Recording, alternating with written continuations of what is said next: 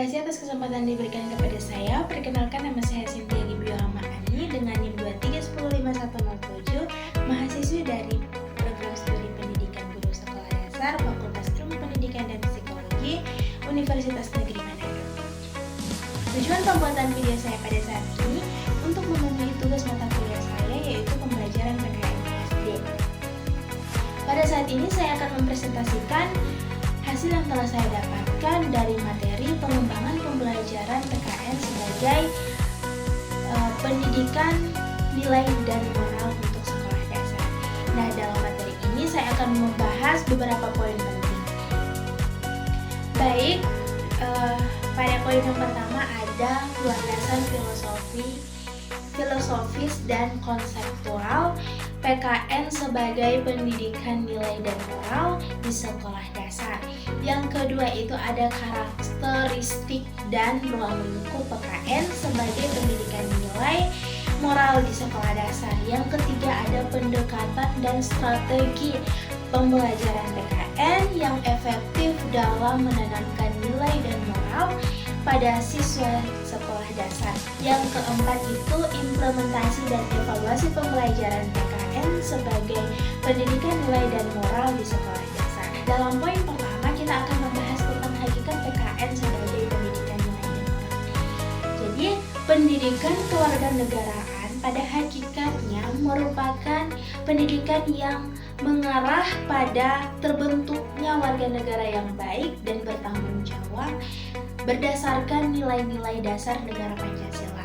Sebagai pendidikan nilai dan moral, PKN memiliki karakteristik sebagai berikut. Yang pertama ada berbasis nilai, di mana PKN merupakan pendidikan yang berorientasi pada penanaman nilai-nilai Pancasila, moral dan etika dalam kehidupan bermasyarakat, bernegara, berbangsa dan bernegara. Yang kedua ada berorientasi pengembangan moral. PKN bertujuan mengembangkan moral reasoning, moral feeling, moral action siswa agar mampu membuat keputusan moral yang baik dalam kehidupan sehari-hari. Yang ketiga itu komprehensif. PKN mencakup dimensi pengetahuan kewarganegaraan, keterampilan kewarganegaraan, dan watak kewarganegaraan. Yang keempat itu ada sistematis, di mana PKN dirancang secara sistematis sesuai dengan tahap perkembangan kognitif dan moral dari jenjang pendidikan dasar hingga menengah. Yang kelima ada kontekstual, di mana PKN dikembangkan dengan memperhatikan konteks sosial, budaya dan politik yang melengkapi kehidupan siswa. B. Landasan filosofis dan yuridis.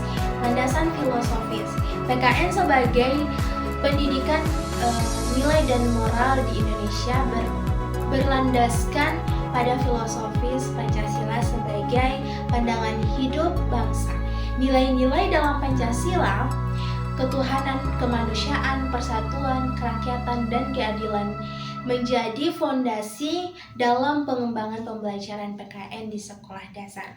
Secara filosofis, PKN juga dilandasi oleh paham konstruktivisme yang memandang bahwa pengetahuan dan nilai dibangun oleh siswa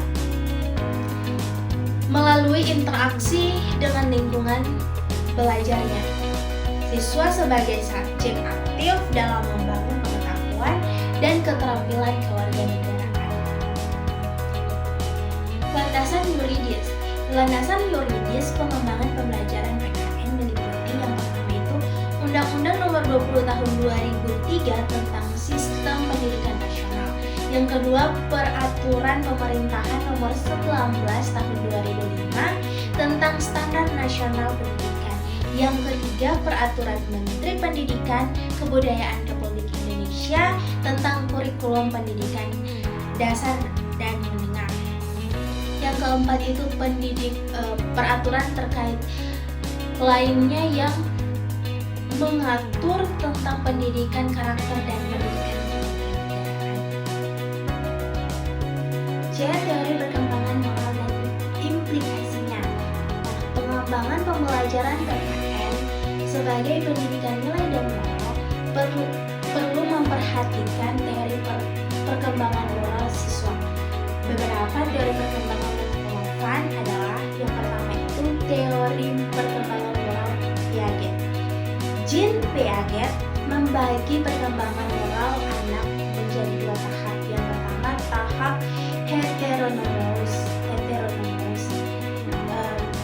dari anak usia 4-7 tahun, anak memandang aturan sebagai sesuatu yang tidak bisa diubah dan berasal dari otoritas eksternal. Ya, tahap yang kedua yaitu tahap autonomos. Anak dari usia 8-12 tahun, anak yang mulai memahami bahwa aturan dibuat berdasarkan kesepakatan bersama dan dapat diubah. Yang kedua ada teori perkembangan moral Lawrence Kohlberg. Nah, Kohlberg membagi perkembangan moral menjadi 3 tingkat dengan 6 tahap. Tingkat prakonvensional, umur 4-10 tahun, anak mengikuti aturan untuk menghindari hukuman atau mendapatkan hadiah. Di tahap tingkat kedua, tingkat konvensional, di mana dari anak umur 10-13 tahun, anak mengikuti aturan untuk mendapatkan persetujuan sosial dan memenuhi harapan masyarakat. Dan tingkat yang terakhir itu tingkat pasca konvensional, kurang lebih 13 tahun, lebih dari 13 tahun, itu individu anak mengikuti prinsip moral yang lebih universal. Jadi siswa sekolah dasar umumnya berada pada tingkat prakonvensional hingga konvensional, sehingga pembelajaran PKN perlu menekankan pada penalaran moral dan pengembangan kesadaran sosial. D. Karakteristik siswa sekolah dasar dan implikasinya dalam pembelajaran PKN. Siswa sekolah dasar memiliki karakteristik perkembangan yang khas. Antara lain yang pertama itu perkembangan kognitif. Jadi kalau perkembangan kognitif ini berada pada tahap operasional konkret. Anak dari usia 7-11 tahun menurut Piaget, di mana siswa berpikir logis tentang objek dan kejadian konkret. Yang kedua ada perkembangan sosial emosional. Jadi mulai mengembangkan kemampuan bekerja sama, terus empati dan kesadaran akan secara sosial. Yang ketiga perkembangan moral, di mana berada pada tahap konvensional awal, di mana siswa mematuhi aturan untuk mendapatkan persetujuan dan menghindari penolakan. Dan yang keempat itu gaya belajar. Jadi siswa cenderung belajar melalui pengalaman langsung, eksplorasi, dan permainan. Implikasi karakteristik tersebut dalam pembelajaran PKN antara lain yang pertama, pembelajaran PKN perlu disajikan secara konkret dan kontekstual sesuai dengan dunia nyata. Yang kedua itu strategi pembelajaran harus perlu melibatkan aktivitas langsung, permainan, dan simulasi. Yang ketiga, nilai dan moral perlu disampaikan melalui contoh nyata dan relevan dalam kehidupan anak. Dan yang keempat itu pembelajaran PKN menekankan pada perkembangan kemampuan bekerja sama dan berpartisipasi dalam kelompok. Ini maksudnya pengembangan pembelajaran PKN sebagai pendidikan nilai dan moral. Tujuan dan ruang lingkup PKN di sekolah dasar. Tujuan PKN di sekolah dasar itu secara umum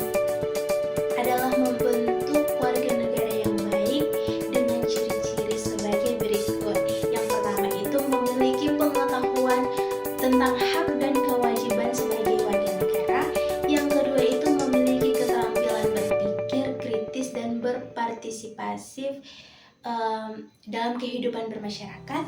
Yang ketiga itu memiliki sikap yang sesuai dengan Pancasila dan Undang-Undang 1945. Yang keempat itu memiliki komitmen terhadap peraturan dan kesatuan bangsa. Nah, secara khusus tujuan PKN sebagai pendidikan nilai dan moral di sekolah dasar meliputi yang pertama itu mengembangkan kesadaran siswa akan nilai-nilai Pancasila dalam kehidupan sehari-hari. Yang kedua itu membentuk kemampuan siswa dalam membuat keputusan moral yang baik. Yang ketiga, mengembangkan keterampilan sosial dan partisipasi di lingkungan sekolah, keluarga, masyarakat. Yang keempat itu menumbuhkan rasa cinta tanah air sebagai bagian dari warga negara Indonesia. Baik, kita masuk ke jadi program PKN itu mencakup berbagai aspek persatuan dan kesatuan bangsa, meliputi hidup rukun dalam perbedaan, cinta lingkungan, keberagaman sebagai bangsa Indonesia, partisipasi dan perbedaan negara, dan sikap terhadap negara kesatuan Republik Indonesia. Yang kedua itu ada norma, hukum, dan peraturan.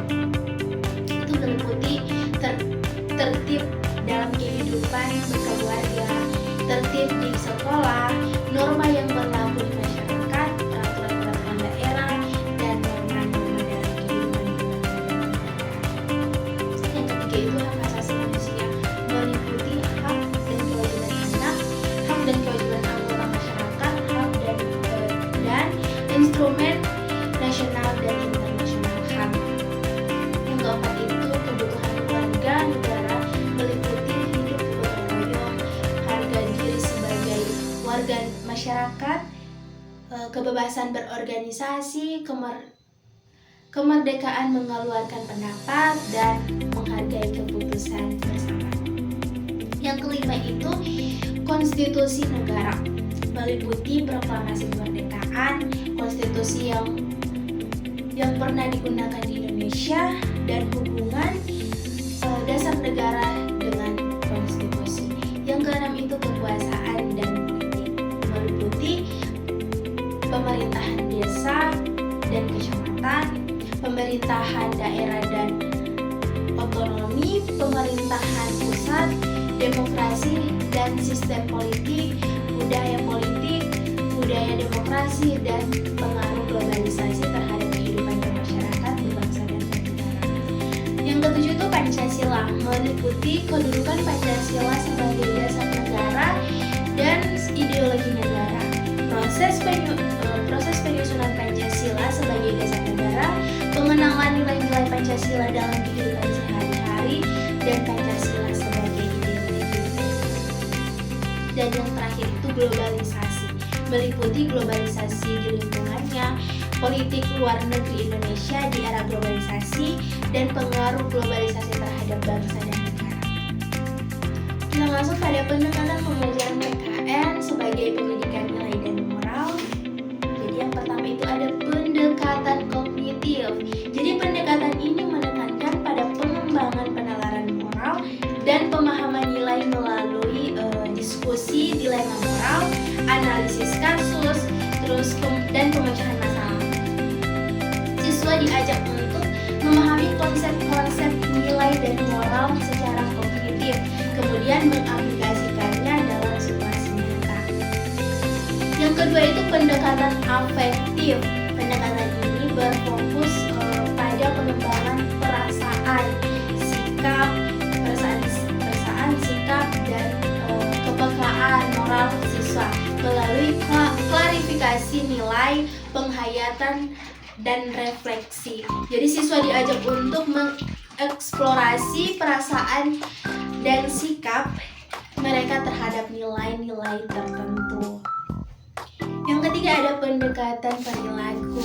Pendekatan ini menekankan pada pembentukan kebiasaan dan perilaku moral melalui melalui pembiasaan, keteladanan, dan pengkoordinasian lingkungan. Jadi siswa diajak untuk mempraktikkan nilai-nilai dalam kehidupan sehari-hari. Yang keempat itu ada pendekatan komprehensif. Pendekatan ini mengintegrasikan aspek kognitif, afektif, dan perilaku dalam pembelajaran nilai moral.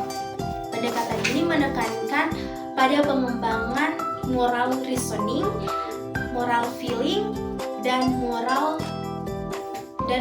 action secara seimbang. Strategi dan metode pembelajaran PKN yang efektif. Yang pertama itu ada strategi pembelajaran kontekstual. Strategi ini mengaitkan materi pembelajaran dengan konteks kehidupan nyata siswa sehingga pembelajaran menjadi lebih bermakna. Yang kedua itu ada strategi pembelajaran kooperatif. Jadi strategi ini menekankan pada kerja sama dalam kelompok untuk mencapai tujuan bersama, sekaligus mengembangkan keterampilan sosial dan moral siswa. Yang ketiga, strategi pembelajaran berbasis masalah. Jadi strategi ini menggunakan masalah nyata sebagai konteks bagi siswa untuk belajar tentang berpikir kritis dan keterampilan pemecahan masalah serta memperoleh pengetahuan dan konsep esensial. Yang keempat itu ada strategi pembelajaran berbasis proyek. Jadi strategi ini melibatkan siswa dalam proyek kompleks yang membutuhkan pendidikan, perencanaan, dan implementasi menghasilkan produk atau kinerja tertentu. 5. Metode pembelajaran nilai dan moral. Nah, beberapa metode yang efektif dalam pembelajaran nilai dan moral yaitu antara lain yang pertama, bercerita. Menggunakan cerita yang mendukung nilai dan moral untuk menginspirasi siswa. Yang kedua itu bermain peran. Jadi menerangkan situasi yang melibatkan dilema moral untuk mengembangkan empati dan perspektif. Yang ketiga itu diskusi dalam moral. Jadi membahas kasus-kasus dilema moral sederhana untuk mengembangkan penalaran moral. Yang keempat itu klarifikasi nilai. Jadi membantu siswa mengidentifikasi dan mengklarifikasi nilai yang mereka anut. Yang kelima itu simulasi. Jadi menciptakan situasi tiruan yang melibatkan penerapan nilai dan moral. Yang keenam itu community service. Jadi melibatkan siswa dalam kegiatan layanan masyarakat untuk menumbuhkan kepedulian sosial.